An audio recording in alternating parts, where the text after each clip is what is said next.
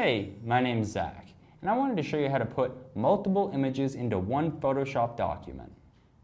So here I am in Photoshop, and let's say I just want to add a random image in there.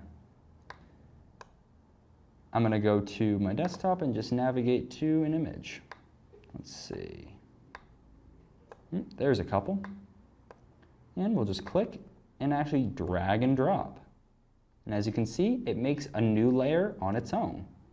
And I can resize it, hit this check button to place it, and move it wherever I want.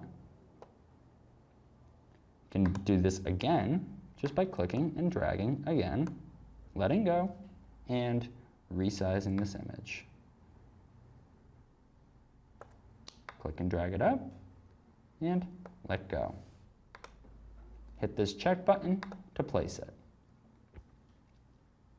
Now you have multiple images on multiple layers in Photoshop.